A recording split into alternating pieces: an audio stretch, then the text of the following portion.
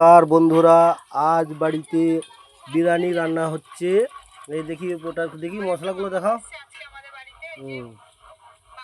এই গরম জলের মধ্যে এই মশলাগুলো কানার দিয়ে এই জলের মধ্যে ডুবে দেওয়া হবে।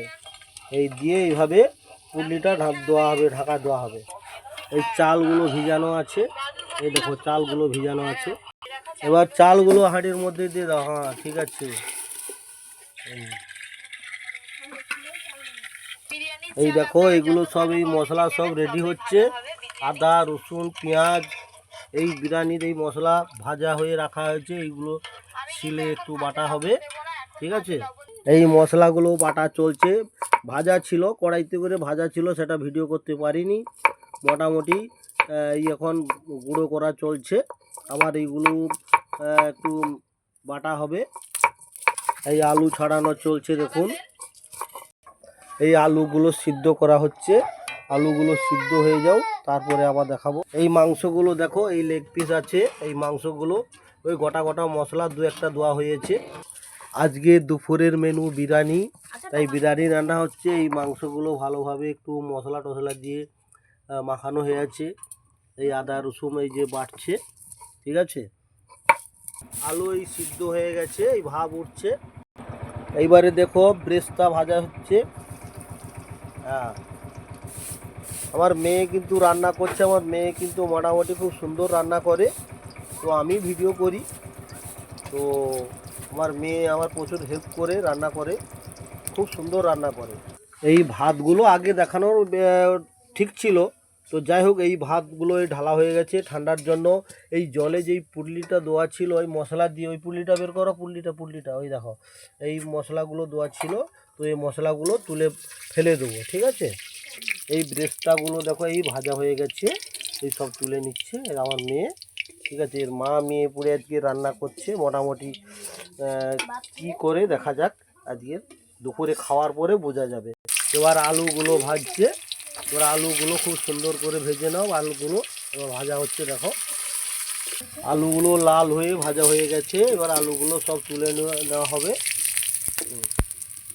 এবারে মাংস কষা হবে। এই পেঁয়াজ দিয়ে দেওয়া হয়েছে, মশলাগুলো এবারে দিয়ে পরপর আদা রসুনগুলো দাও। হ্যাঁ,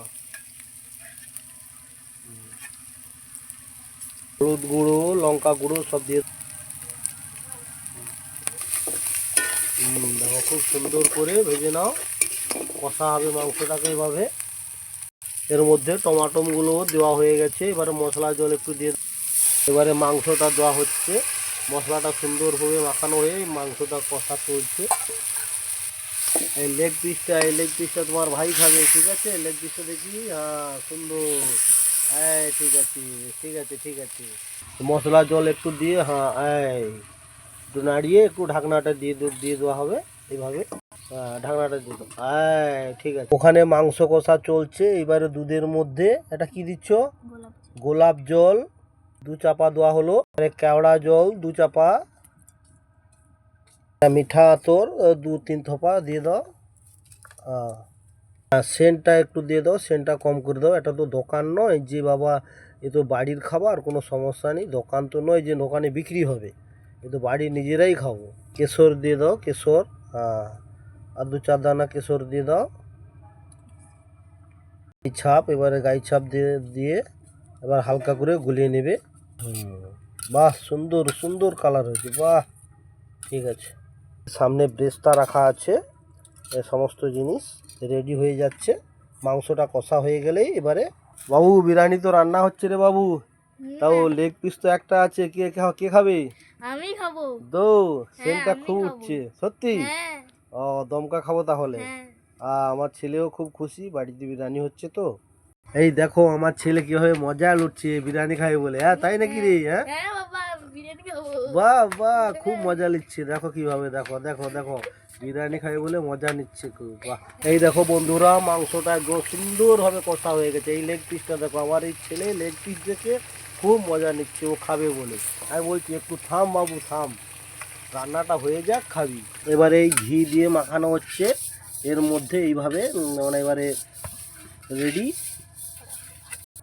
একটু মাংসর কারিগুলো এর মধ্যে একটু প্রথমে দিয়ে দাও। কারিটা দেওয়া হয়ে গেছে, এবারে রাইসগুলো দেওয়া হবে। হ্যাঁ রাইসগুলো দাও, এবারে মিলিয়ে দাও। হ্যাঁ ঠিক আছে। হ্যাঁ এইবারে মাংস, এই লেগ পিস আর মাংস, আলু ফালু সমস্ত কিছু দিয়ে দাও সুন্দর করে। এবারে কারি টারি করে দিয়ে দাও। একটু দুধ দিয়ে দাও, সুন্দর হাতে দাও না। এরপরে ব্রেস্টটা দিয়ে দাও সুন্দর করে। এবারে বিরিয়ানির মশলা সুন্দর করে দিয়ে দাও। কি সুন্দর সেন্ট উঠছে। এবারে ভাতগুলো আবার দিয়ে দাও।